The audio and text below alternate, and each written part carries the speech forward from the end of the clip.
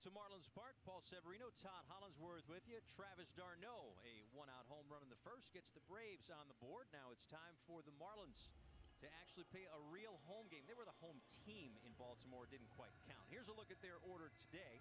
Jonathan Villar, Jesus Aguilar, and Corey Dickerson in the top three. Matt Joyce, Brian Anderson, and Francisco Cervelli in the middle. Eddie Alvarez, John Berti, and Magneuris Sierra rounding things out. On the mound for the Atlanta Braves, fourth start of the season, eighth of his career. Fifth overall pick from 2017 out of Vanderbilt. It's Kyle Wright. In fact, the first player from that draft class to make it to the big leagues. And we talked about Albies and Acuna not being 100%. Well, this rotation not 100% for Atlanta either. First pitch swinging for VR. That's Swanson at short, one pitch and one out. All right, let's get you the AutoNation scouting report for Kyle Wright for tonight's ball game. He's still searching, Paul. Yeah, 15th career appearance, 8th start here in the big leagues. No wins. He has not been able to record a win yet. Just one quality start that actually did come against the Marlins last season. Now, there is a lefty advantage, and the Marlins have a few in the lineup tonight. Lefty's hitting .360 against them. He's got a whip of .25. He's walked 6 left-handed hitters. So there might be some issues there. Hopefully the Marlins take advantage of that. And oddly enough, second time through the lineup. First inning ERA for Wright, 0. Second inning, 0. To third, Austin Riley with the throw across the diamond. 2 pitches and 2 outs.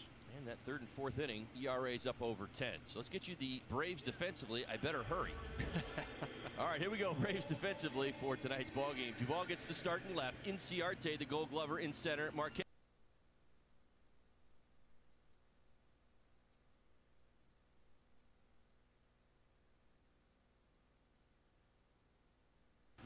But again, they're filling in, so they've got some guys in some different spots out there.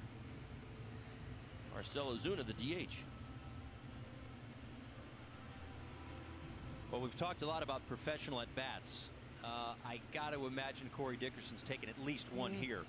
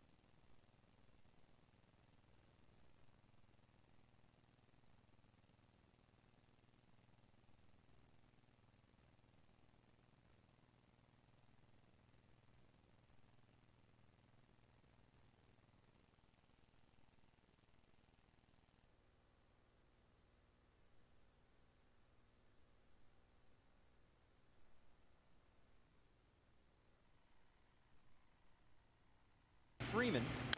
And he gets Markakis to ground one wide of first. Well, generally, I know Pablo gave up the long home run in the first inning, but through 2 starts so far this season, Pablo's been really good that first time through the lineup, setting the tone, setting the stage for the ball game. Hitters were just 1 for 16 coming in that first time through the lineup.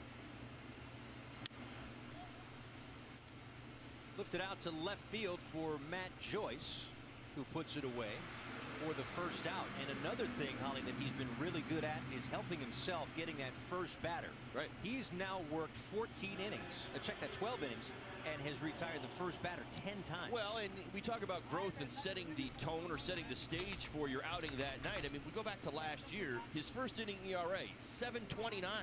His third inning ERA, 8.57. I mean, there was a lot of damage. A lot of times Pablo starts, he was working from behind. Not so far this season. He's been very, very good. Like I said, outside of the d'Arnaud home run. I mean, he came in with a .211 slugging percentage against. That was 7th best in baseball. Of course, through a couple of starts, but good signs for Pablo. 0-1 to Adam Duvall. Grounds one, and Aguilar makes the diving play. The underhand shuffle to Lopez, who could not get to the bag. The way that the infield was swung around on Duvall, Aguilar was the only one that could even have a hope of making the play. Not an easy one by any stretch, but I don't know if we've talked about it enough, the great defense of Aguilar. Well, he certainly covers more ground than one would expect when you look at him. I mean, again, this is a very, very difficult play. Slow roller to the right side. Aguilar did everything he could to keep it on the infield. Yeah, that was an underhand toss of about 70 feet. It's more like horseshoes. Or bocce? Yeah, something. Bocce? Bocce's a good one. Well, for Duvall, I mean, he'll take a hit any way he could get it. He really came in scuffling. 3 for his last 22 before that hit. A strike to Johan Camargo. Over there at second base tonight, the switch hitter for the Atlanta Braves. 3 homers, 6 RBIs for him on the season.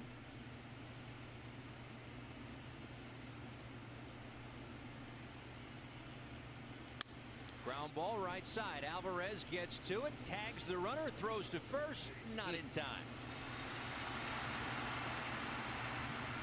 Marlins may take one quick look at it.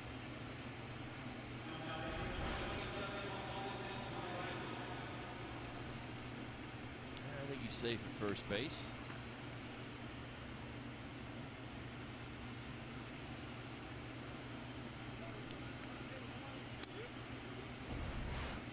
So we play on now. 2 outs after the 4 unassisted for Eddie Alvarez. 1 out, 2 out for Austin Riley. Primarily the left fielder when he was up with the Atlanta Braves last year. Of course, that was a third base position manned by Josh Donaldson, who's no longer around. 3 home runs, a 180 average for this young man, who when he started those first couple of weeks, boy, it's like they were putting up monuments outside Truist Park down there in Atlanta. Yep. Well, he is the reason they let Donaldson go. They figured that's a place where they could save $1 or $2. Donaldson had a terrific season last year. I know a lot of people in Atlanta were really wanting to see Donaldson come back, but that's not going to happen when you've got really nowhere to stick Riley. Now he gets the opportunity at third. That one Pass by ball. Cervelli, and up to second goes Camargo.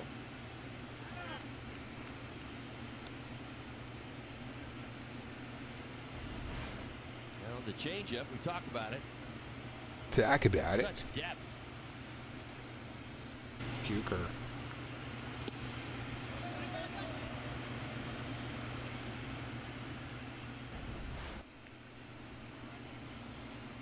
Braves are just 4 for 25 with runners in scoring position in their series against the Yankees. They had an off day yesterday. They played 2 against the Bronx Bombers, lost them both. It's the Yankees. This guy's a puker. And they've really been scuffling over their last 8 games, right around 200 and 17 punch-outs. And there's their man on second base. Or third.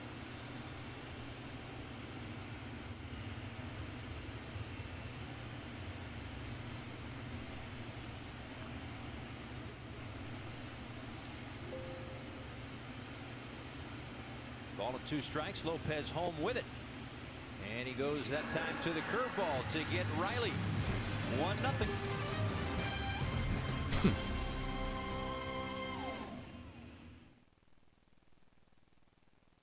Down goes Austin Riley.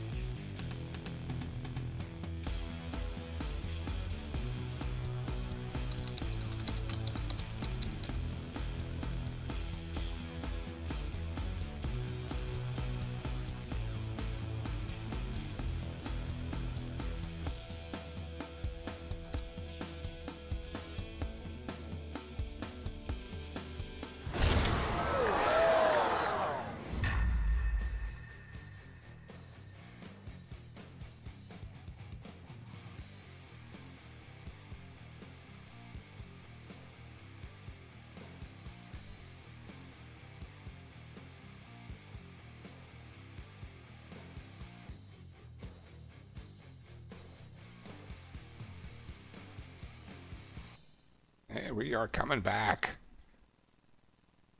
Guess I'm a little ahead of the network. Braves with a 1-0 lead.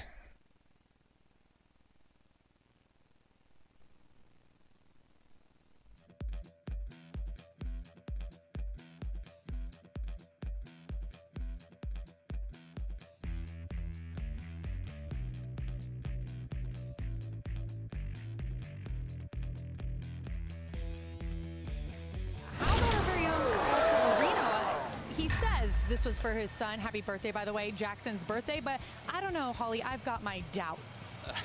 Yeah, I'm with you on that. I think that Paul got that for himself. Why is everybody calling me out on that? I just want to bounce and frolic around on a day off. What is wrong with that? There's nothing, but you tried to pin it on son. Jeez. It's not Jackson's fault. He only turned 10 twice. Once for him and once for me. Nothing wrong with it. We kept a solid distance, as you saw there. Hashtag no neighbors allowed. You're my boy, but you celebrate half birthdays, don't you? Oh, man. That was fun. That was good.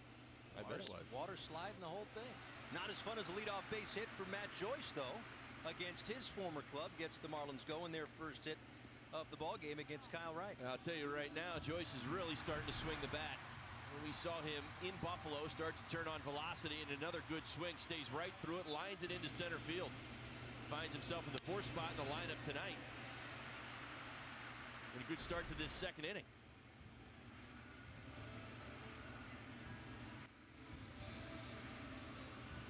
Well, that's going to bring up Brian Anderson now. Again, in that 5 spot, looking, feeling extremely comfortable. And he has been hitting the ball really hard. The Marlins leader in hard hit percentage entering this series. Squaring balls up, had a couple of home runs in Buffalo. One that was a little more of a wall scraper in that first game, but the second game landed just as the Marlins were boarding the bus getting out of town. 4 homers and 13 RBIs. A great start to this young season for Brian Anderson. You've touched on it a few times. I know Tommy has as well. Tommy Hutt. Just talking about taking advantage of your new teammates. So it's, Brian Anderson kind of oddly enough has kind of moved down in the lineup a little bit this year. We find him in the 5-hole pretty consistently, but that's because there's some really talented guys in front of him who've been getting on consistently, and now he's putting up tremendous numbers. Not that he wasn't doing it last year, he was, but it's like that 13 RBIs through 12 games played, carry the 1. That's a pretty good pace. Yeah.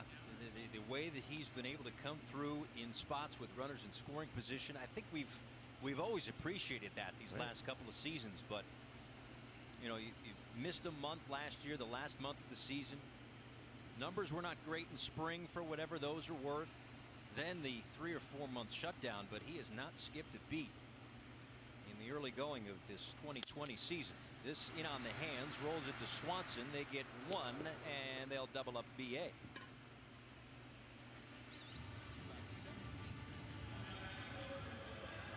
All right, able to get in on the hands of a few of these Marlins hitters this first time through the lineup. Some run on the 95-mile-an-hour fastball. Breaks his bat, little slow roller out to short. You see the quick turn around the diamond. 2 for 1.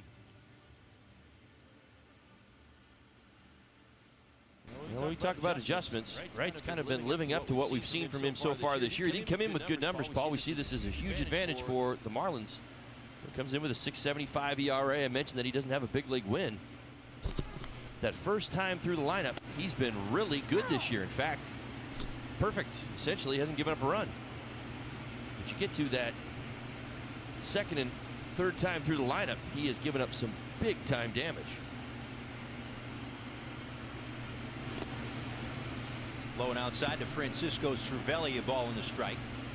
In a sense, the Braves were in the same spot as the Marlins, but one would think the Marlins have a little bit of an advantage in terms of the way that their starting rotations have been hit. We've talked a lot about it on the Marlins side of things, but this is a Braves rotation without Cole Hamels, Soroka. Felix Hernandez was an offseason sign. He opted out. Mike Foltynewicz just hasn't quite been what he was as an all-star a couple of years ago. So guys like Wright tonight, Max Fried, who pitches tomorrow, all moving up in the pecking order in the rotation. We'll talk about some of those Marlins injuries and how close those guys could possibly be when we talk with the CEO, Derek Jeter, coming up in the top of the third inning. A lot to get to with the Hall of Famer. 2 balls, 2 strikes, 2 outs. Yeah, the Braves starting staff, Paul, they have not gone 5 innings in 12 of the 20 games they've played this season. Bullpen's already logged 86 plus innings. That's just over 4 a night. I mean, that's a lot of work. Now, you ask Brian Snitker who the MVP is through the first 20 games, he'd say the bullpen. That's right. They've been fantastic. That one low to Cervelli. Marlins fans, you can stream Miami Marlins baseball live on Fox Sports Florida, presented by T-Mobile. Download Fox Sports Go today and don't miss a second of the action.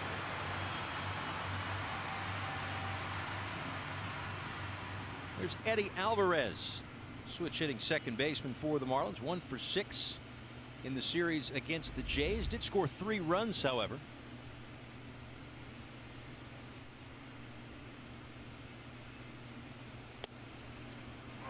And he takes a strike. Donnie's talked about it again, mixing and matching in certain spots in the lineup. Likes Eddie Alvarez a lot from the left side, so we'll see him quite a bit, I suppose, against right-handed pitching.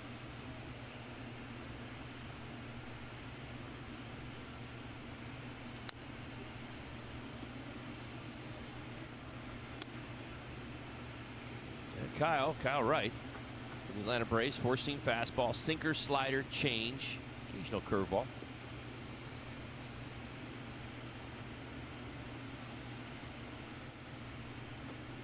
Number 4 prospect in the Braves system, according to Baseball America. Braves have had a really good, deep system for a number of years now. And they've always been kind of rich on pitching. We've seen some of the fruits of that already. A guy like Mike Soroka, who is out for the year with a torn Achilles tendon.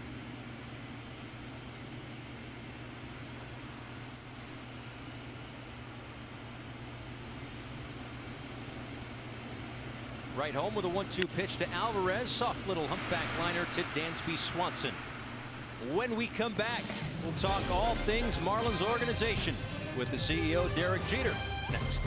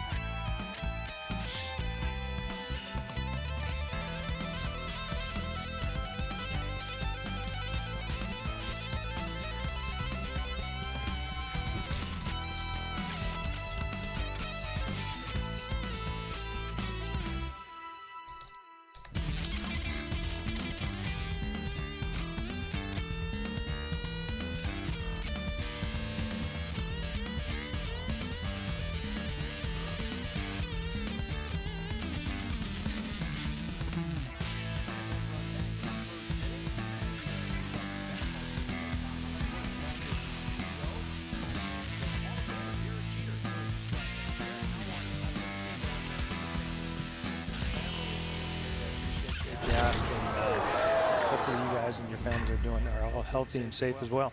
We are. We're good in terms of the Marlins family. Healthy and good and in first place. Here we are in mid-August. What do you make of these first few weeks? How much time do we have? Right. I mean, really, I don't know if there's a simple answer to that or a quick answer to that. It's been a rough few weeks. It's been a rough few weeks for all of us, especially our players. And our guys have been through quite a bit. The first few weeks of the season, we thought we were leaving for a few days, ended up being on the road for about 3 weeks there.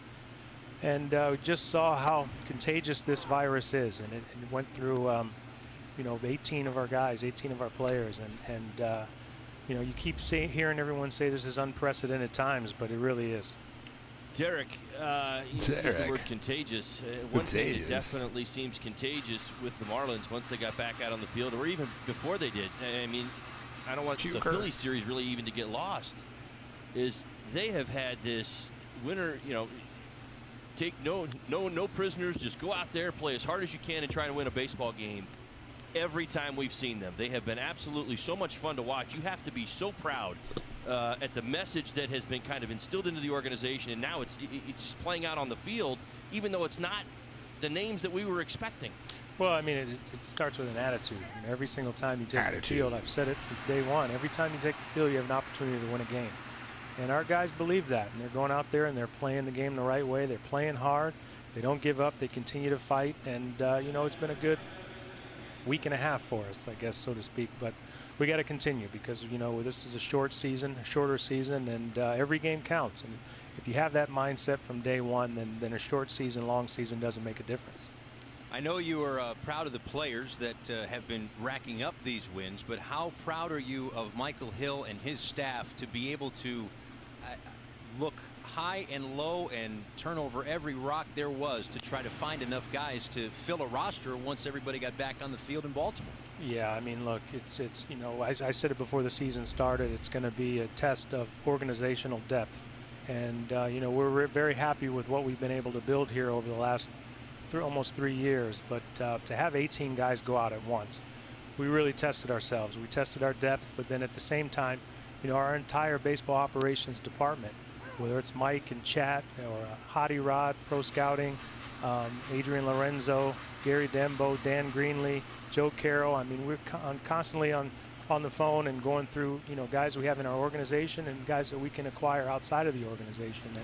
And like I said, losing 18 guys all at once is unprecedented. Derek, when people look at this Marlins team and you talk about the growth and where this team might be this year, I mean, they're obviously playing way ahead of expectation with the 8-4 record. I guess what I'm getting at. But whose expectations? Well, that's right, outside of Miami, and that's just really more on the national level than anything. But the one thing that maybe I think a lot of people are asking is because the minor league season, you could make the argument that was probably more important to the Marlins than maybe to a few other teams in baseball. How are our minor leaguers doing? Yeah, thanks for asking, because look, missing an entire season is difficult. We have guys that we need to continue to develop, and not having the opportunity to go out there and play games is unfortunate. But every organization is in the same boat. But we have a lot of our top prospects. They're in the alternate site. They're getting an opportunity to play some games and compete. But hopefully moving forward, there'll be an opportunity to get some guys, whether it's an extended instructional league, Arizona Fall League, early spring training. You got to be creative with getting our players in and getting some more competition for them. But we're excited with what we've been able to build. Look, we're fortunate to have a few, top 100 prospects, which is good for us, but they need to continue to develop. But our player development and scouting departments have done a great job up until this point. It's not often that when we have you on for the home opener, we're talking about the draft that we missed, but we did. I mean, there's been a draft in there too, and you talk about some of these prospects. It was certainly a shortened draft, but what did you make a big picture thought on how that draft went? And we actually may leave it right there. 1 second. No, okay, you got a chance. How was the draft? What'd you think? The draft was great. I mean, look, we've had an opportunity to draft 6 pitchers, and when we go into the draft, our philosophy is to take the best players available. It just so happened to work out that way. But we're extremely happy with the guys we've been able to add to our system, and we have high expectations for all of them. But we need to continue to build and layer the organization from whether it's rookie ball on up, And we're happy with the guys that we have in the organization, but we need them to get better. We need them to come out and produce. Derek, one thing that really has stood out this season with everything that's been going on, and one thing that I think is really apparent to the people of Miami, is the community involvement that we've seen from this organization, whether it's COVID, whether it's Thanksgiving, Christmas, you name it. There's been a lot of just involvement from you on down. How important is that to you and to what we've seen through these tough times? So important. It was one of the first things that we said is we want this community to feel like Marlins are their team. We want to be a part of the community. Not because we feel like we have to do it, but because it's the right thing to do. And unfortunately, there's been some tough times here. And we stepped up as an organization, but we need to continue to do that. There is lots more to talk about with Marlins CEO Derek Jeter, who will join us in the bottom of the third.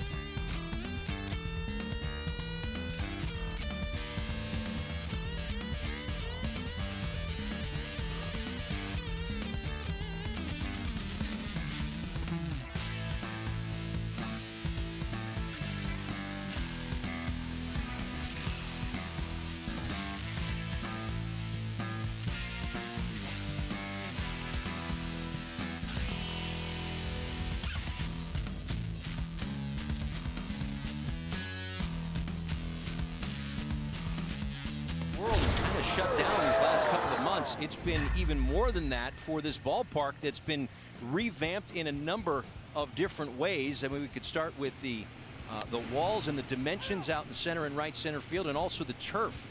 What do you make of it? Yeah, we've been excited to actually get on it now and start playing. But you talk about the turf. This isn't old school turf, Todd. When we came up and playing on the artificial surface, I mean, iced your knees after those games. Yeah, this is as close to natural grass as you can get. And we have our fair share of challenges here with the roof and maintaining the natural grass. So it was important for us to put a surface down that our players are comfortable with, and more importantly, that plays like the real thing. So we're excited to have the new turf down. We moved the walls in. I get tired of hearing about people complaining about all these long fly balls that always get caught. So we moved the walls and fences in a little bit, but we're happy. The park looks good, and I'm glad we're finally here playing a game. Well, it certainly does. I mean, one thing that we've talked about and we picked up on while this team's been on the road is that the long ball has become part of the offense. I mean, do you really expect that to help this Marlins offense out with the shorter dimensions? You still got to hit it. You still got to hit it. I don't care where you put the fences. You still got to hit it. And it's not like we brought them in a long ways. You still got to hit it to get it out. So, I know our guys last couple of years were, thinking they hit home runs and they run back to the dugout with their heads down low. But, we brought it in, but it still plays. It's still one of the bigger parks in baseball. Well, the synthetic surface and the fences out in center and right center may very well impact the game. But speaking of impact, the Black Lives Matter United for Change banner that hangs big out in center field, what does that mean to you?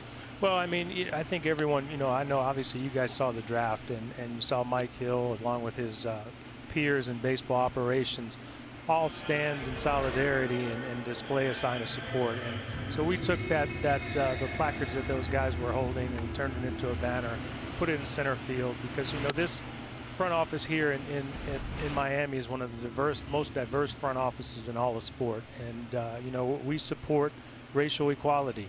And the thing that I've said before is I'm extremely optimistic and hopeful, because you're seeing so many people, not just in the black community, but all races, all nationalities, joining the movement for racial equality. And we stand with them with that. Well, it's been great to see across Major League Baseball, but specifically here with the Marlins, just great support on social media, all the players getting involved as well. It's been I know that you just mentioned that you are proud of the way that everyone has come together. I'm going to ask you a question I'm sure you have no answer to. I'm going to do it anyway. What are the chances that there will be fans in the seats at some point this season? Any guess? It would be irresponsible for us at this point to start talking about having fans come into the ballpark. I mean, you take a look at what's going on in South Florida, and the health and safety of not only just our players and our front office, but our fans and our community is first and foremost. So at this particular point, we're not thinking about having fans in the stands. 3 balls and a strike here to Magneuris Sierra after John Berti struck out. One away as Kyle Wright gets set to bring home a 3-1 pitch that is taken outside. So Sierra draws the 1-out walk. Derek, I know a lot has been talked about with this start, and a lot of credit going in the right direction. Some of the new players, some of the guys who have been here for the last couple of seasons. You've got to be pretty thrilled. You made a decision last year. On the national level, it might have been viewed in a lot of different ways. I think there was a question about whether Don Mattingly was going to come back as manager. It's a unique position. It was a unique situation because of where the organization was at. You said he's your guy, and you're bringing him back, and you wanted to see him develop this group. I have never been more impressed through everything I saw in the last 23 days than Don Mattingly and his coaching staff, and what the Marlins players have put out there on the field, regardless of who they are or where they rank as far as their status in the game. He has got guys out there playing hard every second of the day. Well, one thing is we took over the organization 3 years ago. A lot of people here we were unfamiliar with. Donnie is someone I'm very familiar with. So I didn't have to be convinced on what he brings to an organization, what he brings to a team. We wanted to sit down and evaluate like we do every single year. At the end of the year, we evaluate how we can get better. And the bottom line is for us to be where we want to be. Donnie's the guy that we wanted, taking the lead and leading our group in the clubhouse and in the dugout. And he's done a great job here. I know firsthand just from learning under Donnie ever since I was 18 years old, and then Donnie was a hitting coach in New York, and so I've known him for a long time, and he relates well to the players. The players respect him. He's been through the ups and downs of playing every day, and he really has an opportunity to relate to the guys. So we couldn't be happier that not only we wanted Donnie to come back, but that Donnie wanted to continue to be here.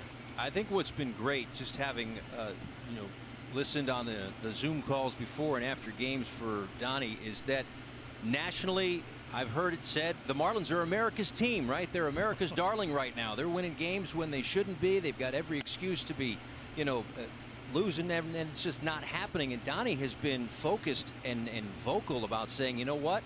We're supposed to be winning these games. We're not worried about series that are 3 weeks down the road. This is a big game today, and that is certainly a page out of Derek Jeter, the players' playbook back with the Yankees when every game meant so much. Well, let me tell you something. If you ever take the field and you're expecting to lose, then you're in the wrong profession. More importantly, you're playing for the wrong organization. I said it from day one. These guys here are major league players, and when they're on the field, they're expected to do their job. Now, I understand the fact you're going to have good times, you're going to have bad times, you're going to struggle, you're going to have success, but the bottom line is the mentality should be every single day you play, you go out there to win a game. And our guys have bought into it. And our guys throughout the minor league system have bought into it. And, we have some talented players here at the major league level. We got more of them coming. Well, Derek, you've made some nice acquisitions over the winter. I know it's been a few months. They've been Marlins longer than we've seen them on the field. They've only played 12 games. But, the man in the box, VR, came over from Baltimore. Dickerson, you signed to a 2-year deal. You've got to be thrilled with what Aguilar has brought to the table, and of course Cervelli, some guys that have come over and done a pretty nice job for you. Yeah, it goes to our scouting department, our analytics department. It also goes to bringing in the right types of people that want to be here. They want to come to Miami. They understand what we're building here. They're going to be positive influences on our younger guys, not only here in Miami, but in spring training. We've had a lot of prospects in spring training that were there. So our guys, we're extremely happy with not only how they're performing on the field, but what they bring to the clubhouse as well. I heard James Rowson say this a few weeks ago. We as the coaches create the culture, but the players are the ones that create the identity. From a few weeks now, what have you seen as the identity of this club thus far? One day at a time. That's it. One day at a time. One pitch at a time, one play at a time, one inning at a time. That's how you have to break it down, and you have to pay attention to detail, especially when you're playing in a short season. There's not much room for error. So, look, we've gotten off to an okay start, but we need to continue, and we need to continue with today's game here. Hey, Derek, did somebody teach you that? I mean, is this something that was kind of always in you when you were a young man? You and I are about the same age. We came into the league at the same time. You in the American League, me in the National League. I was a Dodger. That was something that I really had to be taught. How about for you, you know, getting to the Yankees? You guys won some World Series, obviously, early. Is that something that you were familiar with and a mindset that you knew or you had to learn? No, I knew it. It was instilled at us from day one as soon as we joined the organization. And I played for an owner that was an old football guy, and you know, he didn't understand the fact that you play 162 games, you may lose every once in a while. And in that sense, we had the same mentality. So it's something that we were taught at a very, very young age, and it's the same thing that we're teaching our guys now. Well, we're glad that you haven't hired and fired Don Mattingly about 17 times the way George Steinbrenner did with Billy Martin. I will also add this, and then we'll let you go. You are not one to make excuses. I understand that. So that Hall of Fame speech, my man, is going to have to be good. You've had a whole other year to work on that, okay? Yeah, well, I mean, you know, I haven't even thought about it, and when I said that early on, people didn't believe me. But with everything going on down here, right, I really haven't even thought about it. All right, good. Well, listen, we'll let you go, let you enjoy the game, maybe work on the speech a little bit. You got some time, jot some thoughts down, but we appreciate it as always. Proud of the guys, and we certainly hope things continue. It's been fun for us up here, Derek. Thanks so much. Hey, thanks, guys. Appreciate it. Thanks, Derek. Marlins CEO and Hall of Famer Derek Jeter. We leave him on an RBI single from Jonathan Villar. That ties the ball game up. Well, that's what we're talking about. Villar a little bit surprised here. Gets beat on the inside pitch just a bit, but I mean, I guess great directional hitting as he tucks it into that left field corner just down the line. Well, I'll tell you right now, if he was trying to pull that baseball, it wouldn't have gone as far as it did, and it didn't go very far to begin with. An RBI double, in fact, for Villar. Nevertheless, a 1-1 ball game here for Jesus Aguilar.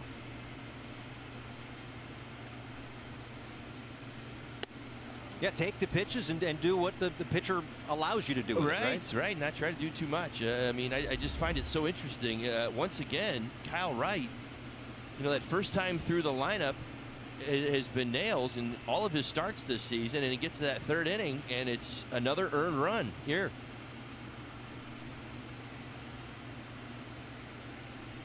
And Aguilar with a fly ball out to left center field, a step or so in front of the track. That's Duvall to make the catch, and Villar heads back to second. There are two away.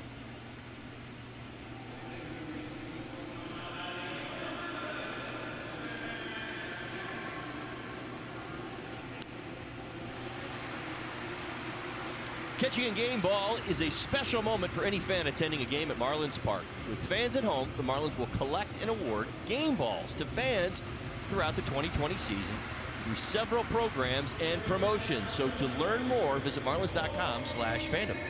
Right? Miami, and that's just really more on the thousands of foul balls here at Marlins Park and all throughout baseball. So we're going to take ours and we're going to give them away. That's great, and I think that there are a lot of different ways. I won't list them all off right now, but there are a lot of different ways for fans to still be interactive with this club, even though there are no fans allowed in any of the ballparks across Major League Baseball, but still kind of feel like you're here. A lot of different ways to go about that.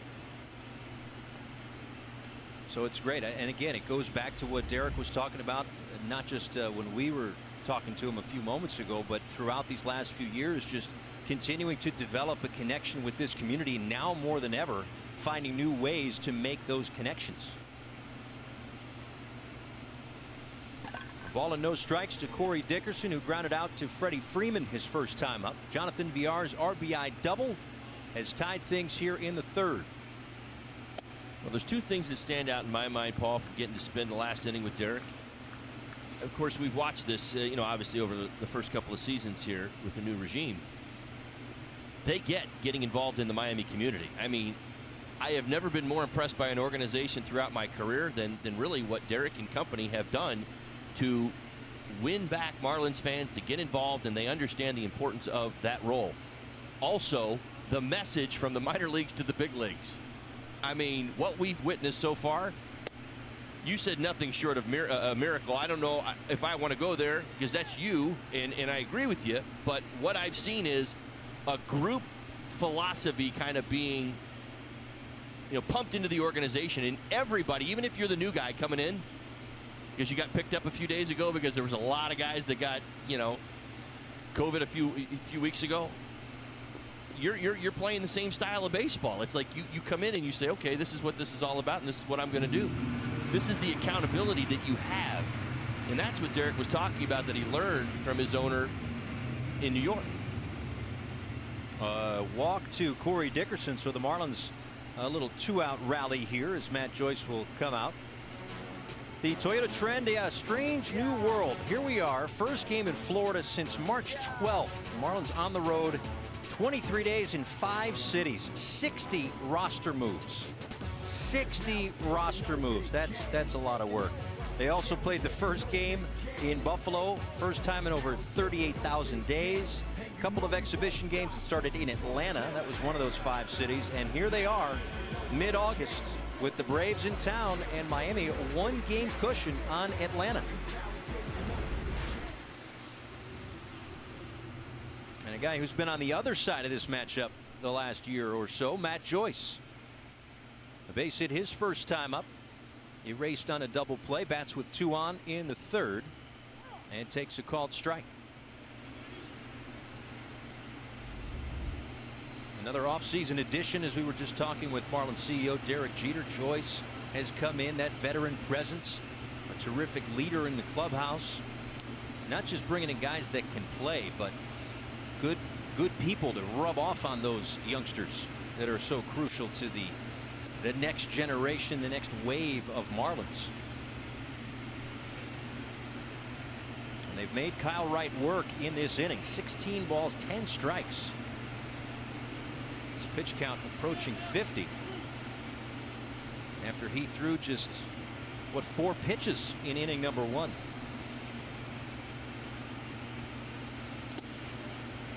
Backhand pick behind the plate by d'Arnaud. Nicely done. That'll keep Villar at second base.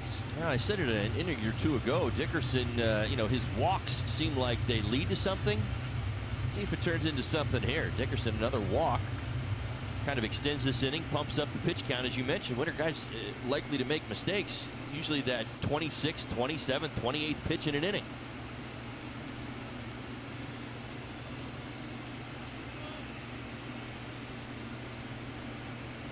Villar goes to second, or from second rather. He'll get there standing, so first and third with 2 outs.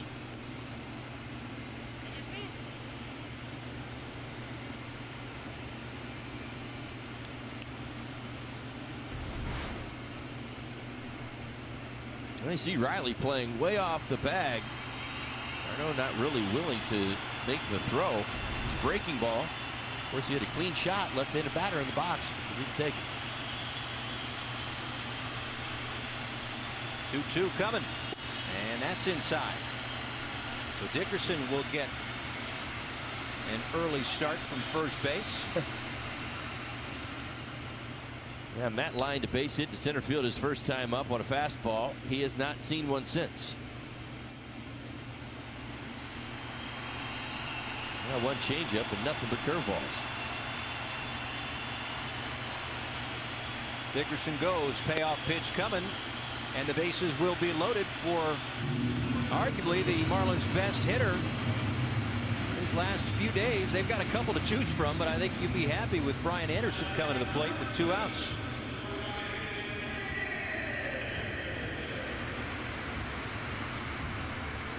Well, the Marlins continue to impress with runners in scoring position. Came into tonight's ball game hitting .289. That's 5th in Major League Baseball. Now, in their last 3 ball games, Paul, they've homered with a runner in scoring position. So we've not only seen the solo homers, which in a lot of ways was the conversation last year, we've also seen the 2- and 3-run home run factor into their offense this season. That pitch is low and away. Wright has lost the strike zone in this 3rd inning. Well, I'll tell you what, you throw enough breaking balls in a row, and you will lose where the fastball is supposed to go. I mean, I think that's what we're seeing right now. I mean, it's been about 7 or 8 pitches since he's thrown a fastball.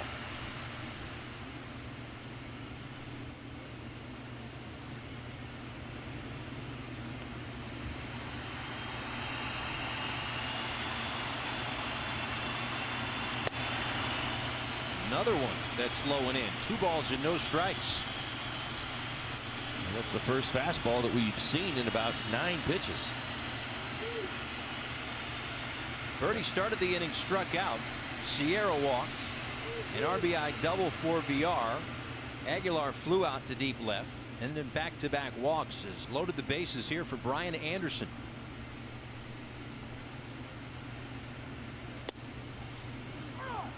Finds the zone, 2-1.